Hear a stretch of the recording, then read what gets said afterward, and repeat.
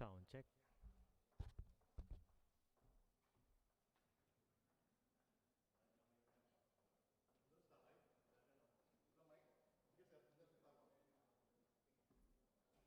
On mo lang. Sound. Wala. Sound check. Sound check. Wala ako ditong speaker. Sound check. One, two. Two. Dito wala ako. Sir, dito wala ako. Dito wala ako sa ano. Rita Sang, can you hear me there? Rita Sang. Divina Sang. Erika Sang.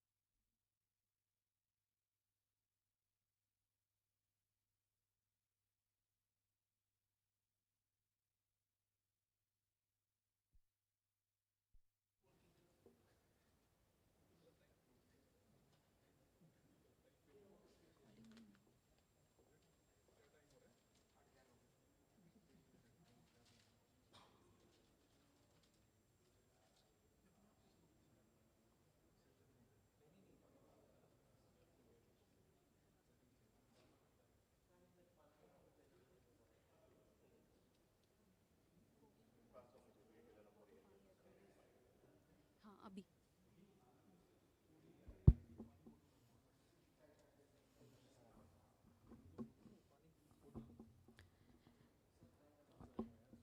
Ladies and gentlemen, I am pleased to inform you that the Ambassador, His Excellency Shri Sibi George, has joined us for the flag hoisting ceremony.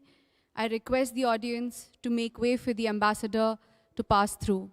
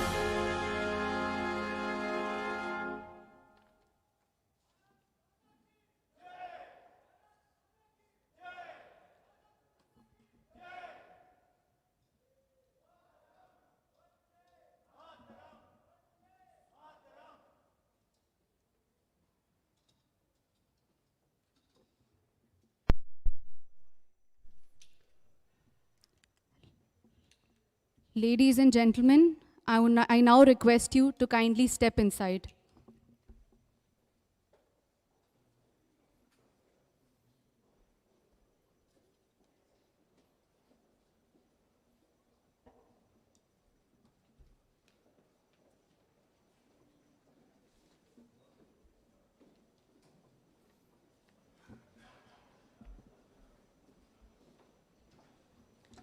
I request everyone to kindly step inside.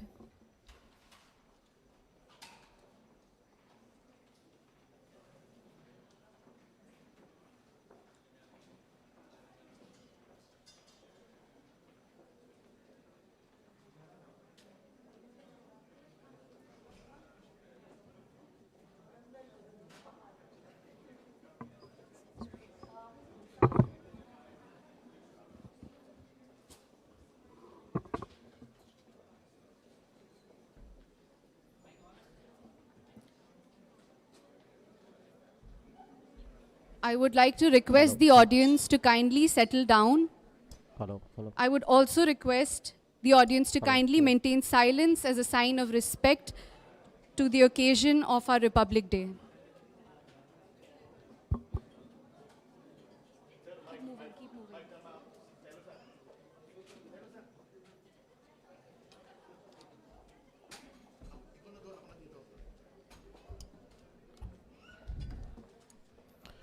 Sound. Pakilakasan, sir, lakasan.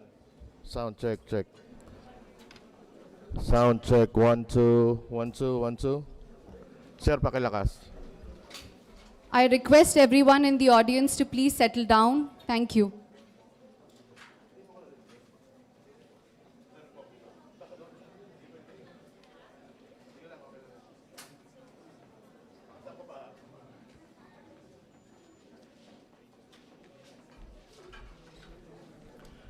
Sound check. 1, 2, 2.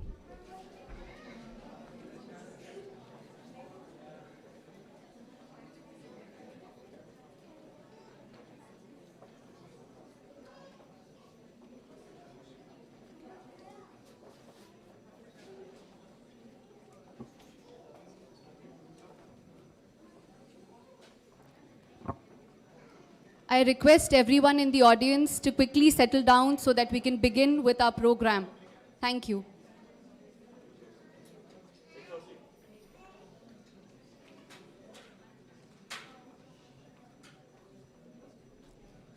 I request everyone to keep the chatter to a minimum.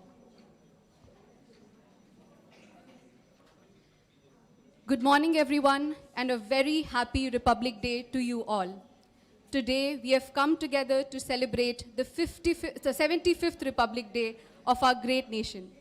It is the day to honor and remember the sacrifices of our freedom fighters and the achievements of our republic.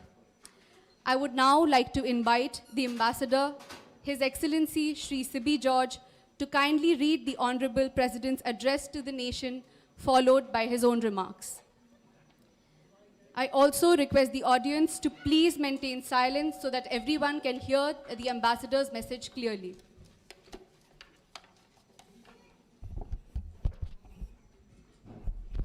Good morning, everybody. Happy Republic Day. I would read out the address to the nation by Honorable Rashtrapati Ji, Srimati Draupadi Murmu, on the eve of the Republic Day. That's last night. Mere pyare deshavaasiyo, namaskar. My heartiest greetings to all of you on the eve of the 75th Republic Day. My heart is filled with pride when I look back and see how far we have traveled despite adversities. The 75th year of the Republic is truly a historic milestone in the journey of the nation in many ways. This is an especially festive occasion, just as we celebrated the unique greatness and diverse culture of our nation during the Azadi Ka Amrit Mahotsav, when we completed 75 years of independence. Tomorrow is the day when we celebrate the commencement of the Constitution. Its preamble begins with the words, We the people of India, highlighting the theme of the document, namely democracy. In India, democratic system is much older than the concept of Western democracy. That is the reason why India is called the mother of democracy. After a long and difficult struggle, on 15th August 1947, India became free from foreign rule. Yet the task of framing the principles and processes that would govern the country and unleash its true potential was still a work in progress. The Constituent Assembly spent nearly 3 years holding detailed discussions on all aspects of governance and produced the great founding document of our nation, the Constitution of India. Today, the nation gratefully remembers the leaders as well as the officials who contributed to the framing of our splendid and inspiring Constitution. The nation is in the early years of Amrit Kal, the period leading to the centenary of independence. This is the time of an epochal transformation. We are given a golden opportunity to take the country to new heights. Contribution from every citizen will be crucial to achieve our goals. For this, I will appeal to all my fellow citizens to abide by our fundamental duties enshrined in the Constitution. These duties are essential obligations of every citizen towards making Bharat a developed nation when it completes 100 years of independence. Here, I think of Mahatma Gandhi, who had rightly said, "No people have risen who thought only of rights. Only those did so who thought of duties." My dear fellow citizens, Republic Day is an occasion to recall our foundational values and principles. When we contemplate any one of them, we are naturally guided to the rest. Democracy implies diversity of culture, beliefs, and practices. Celebrating diversity implies equality, which is upheld by justice. Freedom is what makes it all possible. The totality of these values and the principles is what makes us Indian. Guided by the sagacity of Dr. B.R. Ambedkar, the spirit of the Constitution, imbued with these foundational values and principles, has led us invariably on the path of social justice to put an end to all kinds of discrimination. I would like to mention here that the celebration of the birth centenary of a tireless champion of social justice, Sri Karpuri Thakurji, concluded yesterday. Karpurji was one of the greatest advocates of backward classes who dedicated his life for their welfare. His life was a message. I pay my tribute to Karpuri Ji for enriching public life through his contributions. The ethos of our republic brings together more than 1.4 billion of us to live as one family. For this largest family in the world, coexistence is not an imposition of geography, but a source of happiness, which finds expression in our Republic Day celebrations. Earlier this week, we witnessed the historic consecration ceremony of the idol of Prabhu Sri Ram in the glorious new temple constructed at his birthplace in Ayodhya. When this event will be seen in the wider perspective, the future historians will consider it a landmark in India's continued rediscovery of its civilizational heritage.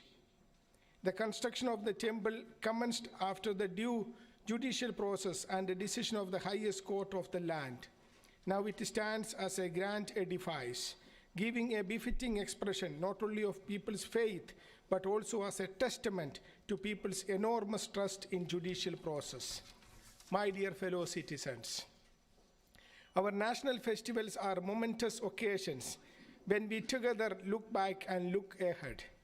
If we look at the year since the last Republic Day, there is much to be pleased about. The successful organizing of the Group of 20 summit in the capital under India's presidency was an unprecedented achievement. What was all the more noteworthy was the way the people were involved in the G20 events.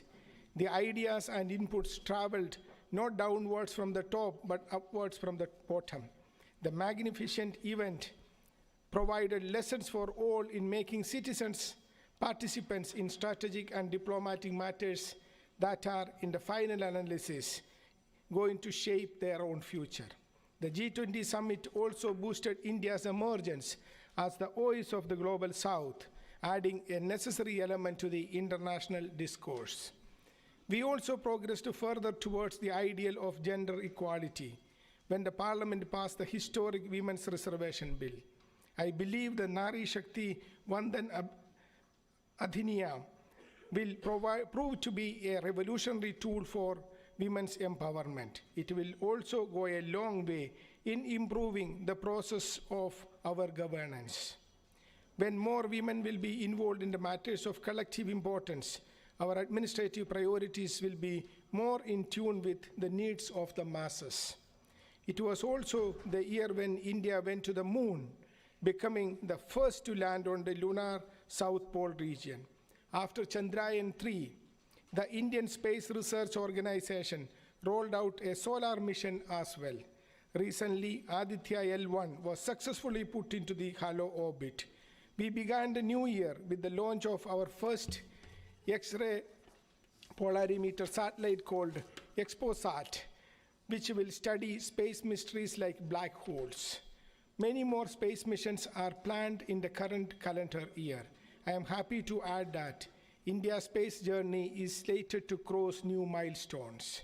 Preparations for the Gaganyaan mission, our first human space flight program, are proceeding smoothly. We have always been proud of our scientists and technology experts, but now they are aiming far higher than before and delivering too. India's space program is aimed at expanding and deepening the role of science and technology for the benefit of the entire humanity. The amount of enthusiasm we see in the country for the ISRO's initiatives is heartening. New achievements in this area have fired the imagination of the young generation. More children, I am sure, will become interested in science and cultivate a scientific temper. It will also inspire more youngsters, especially young women, to pursue careers in science and technology. My dear fellow citizens, India is moving ahead with confidence, which comes from and is also reflected by the robust health of the economy. Our GDP growth rate has remained the highest among major economies in recent years, and we have all reasons to believe that this extraordinary performance will continue in the year 2024 and beyond. What I find particularly noteworthy is that the same far-sighted planning that fuels the economy has also given a push to the welfare drive to make the development inclusive in every sense of the term. The government had increased the scope of schemes to provide free food to the weaker sections of society during the pandemic days. These measures were later continued to extend a helping hand to the vulnerable population to come out of that crisis. Expanding the scope of that initiative, the government has decided to provide free food grains to over 81 crore people for 5 years. This may be the biggest welfare initiative of its kind in history. Moreover, there have been a number of mission mode schemes to increase the ease of living of all citizens. From the availability of safe and adequate drinking water at home to the security of having one's own home, these are basic minimum requirements, not privileges. These matters are beyond any political or economic ideology and must be seen from a humanitarian perspective. The government has not only expanded and enhanced the welfare schemes, but it has also redefined the idea of welfare itself. It will be a proud day for us all when India becomes one of those few countries where homelessness is a rarity. Similarly, the national education policy gives adequate thrust to bridge the digital divide and create a uniform educational structure for the benefit of the underprivileged students. The expanding insurance cover of the Ayushman Bharat scheme aims to bring together all beneficiaries under its umbrella and provides a great reassurance to the poor and the vulnerable. Our sportspersons have raised India's profile on the international stage. In the Asian Games held last year, we made history with a record-breaking tally of 107 medals and 111 medals in Asia Para Games. We are glad to see that women are making very impressive contribution to our medal tally. Our sports stars have inspired children to take up diverse sports and games, helping them boost their self-confidence. I am sure that our sports persons who are infused with this new confidence will deliver an improved performance in the upcoming Paris Olympics. Dear fellow citizens, in recent times, many conflicts have emerged around the world, and several parts of it have been suffering from violence. When each of the two conflicting sides believes that it is right and the other is wrong, the way out should be found in the light of reason. Unfortunately, instead of reason, fears and prejudices have fueled passions, leading to relentless violence. There have been a series of humanitarian tragedies on a large scale, and we feel aggrieved over the human suffering. In such times, we recall Lord Buddha's words, "Not at any time are enmities appeased here through enmity, but they are appeased through non-enmity. This is the eternal law." From Vardhaman Mahavir and Samrat Ashok to father of the nation Mahatma Gandhi, India has time and again shown that non-violence is not just an ideal that may be difficult to achieve, but is a distinct possibility. In fact, it is a lived reality for many. Let's hope that regions embroiled in conflicts will find a peaceful way to resolve conflicts and bring about peace. India's ancient wisdom can also help the world find a way out of the global environmental crisis. I am glad to see India at the forefront of promoting renewable sources of energy and taking a leadership position in global climate action. India has launched the Life Movement for adoption of environment-conscious lifestyle. The global community has appreciated our country's emphasis on individual behavior change for dealing with the issues of climate change.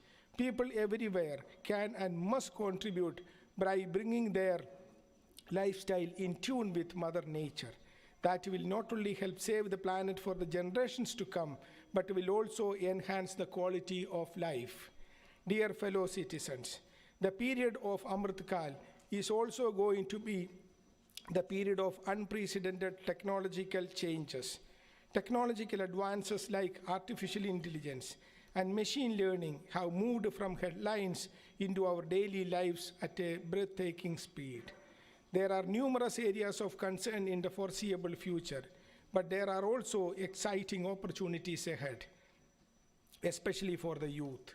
They are exploring new frontiers. We need to do all we can do to remove hurdles from their path and let them unleash their full potential. What they want is equality of opportunity. What they want is not the same old rhetoric of equality, but the realization of our cherished ideal of equality. It is, after all, their confidence that is building the India of tomorrow.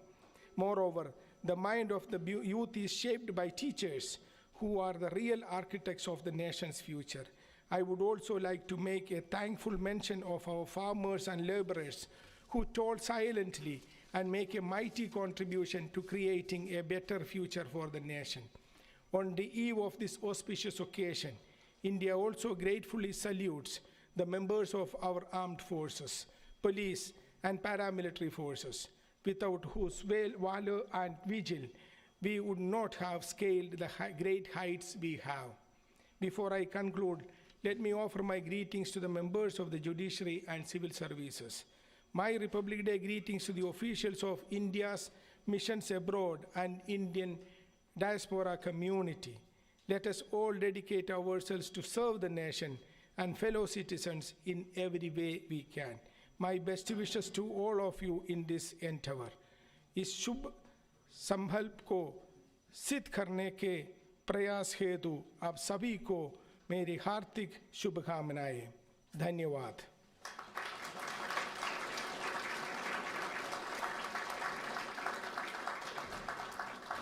Jai Hind. Jai Bharat. Dear friends, once again, happy Republic Day to each one of you. In Japan, it is a working day, but I really thank you all for coming today. It shows your commitment and love for our motherland. I would not like to deliver a long speech today morning, as many of you have to go back to work. I would like to thank each one of you for being here and also being part of our efforts to promote India-Japan relations in 2023.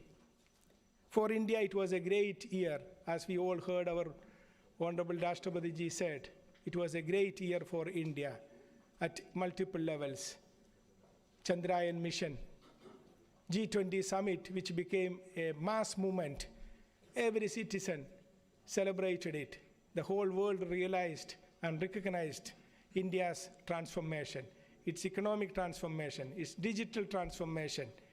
And we have seen India continues to recover after the COVID-19 economic difficulties. Before COVID-19, we were growing 7% plus. Even after COVID-19, today we continue to be the fastest growing large economy in the world. And today we are the most populous country, the country with the largest young population, the country with the most skilled workforce. It's a lot to be proud of. And this year we are going to elections, the festival of democracy, when 1.4 billion people, unimaginable for the rest of the world, how big is our electorate, and a smooth transfer, smooth election takes place in India. This is the beauty of India's democracy. Definitely we deserve to be called the mother of all democracies in the world. Similar happiness we could have for India-Japan relations as well. 2023 has been a great year in our relationship. Our Prime Minister came to Japan, to Hiroshima. He unveiled the Mahatma Gandhi statue. He had great meetings here. And then Japanese Prime Minister, Mr. Kishida, went to India twice last year. We had almost every major cabinet ministers from India visiting Japan and from Japan visiting India. And we have excellent relationship in the defense field. We have seen 3 major exercises, Veer Guardian, Dhamma Guardian, and Malabar exercise happening in near Japan. So this is a great moment in our relationship. Of course, we need to do more. And I request the continued support of the Indian diaspora, Indian community here, to continue to build our relationship. You are doing a great job, but let us continue to do that, particularly this period, what we call Amrit Kal, when our nation is moving towards becoming a Vikasit Rashtra, a developed country. In that process, in that movement, Japan is a reliable partner. It has always been a most reliable partner for us, and I am sure that in coming years too, Japan will continue to be one of our most reliable partners as we share common values like democracy, liberty, and freedom. So let us continue to work together to build our relationship. I invite you to actively participate in Embassy's efforts to build this relationship. Once again, thank you for all joining us. Let us together say, Bharat Mata ki, Bharat Mata ki, Bharat Mata ki, Vande, Vande, Vande, Jai Hind, Jai Hind, Jai Hind. Thank you.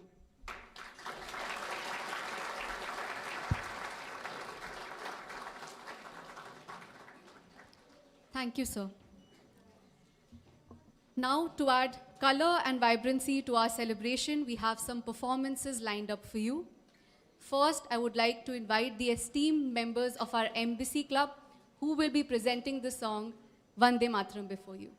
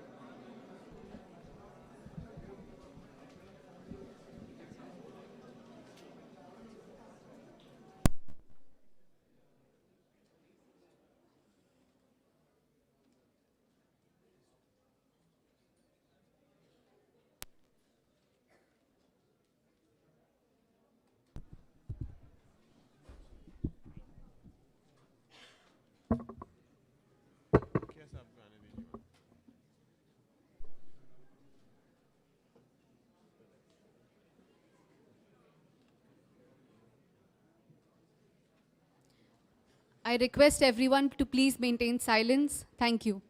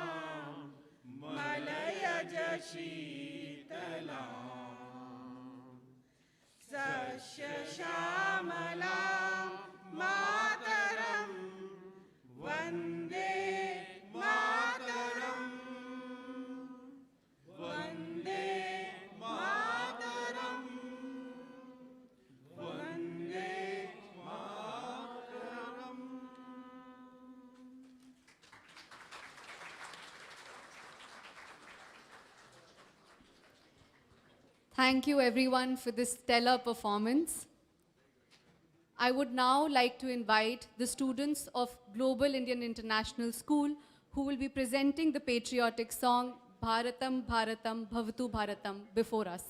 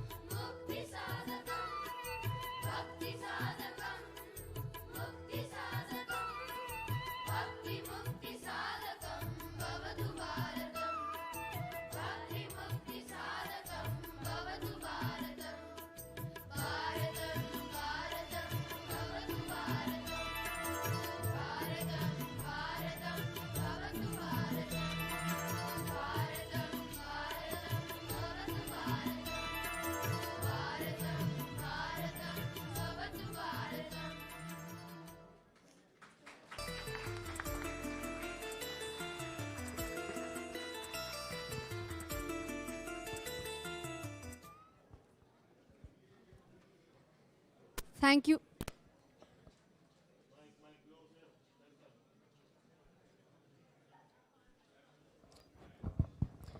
Thank you, students, for this incredible performance. Attention, I request the audience to please pay attention to the program.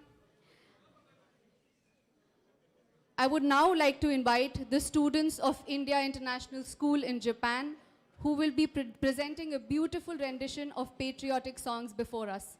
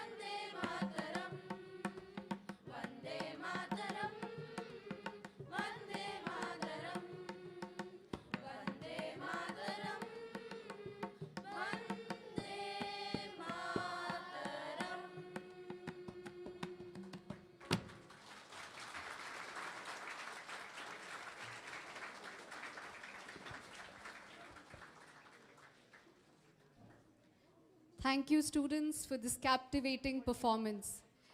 Can we please once again have a round of applause for all our participants here today?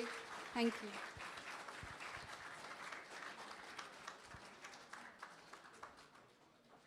With this, we have come to the end of our Republic Day celebrations.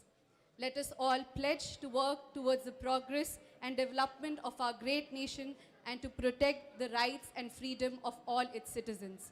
Thank you all for being here today. Jai Hind.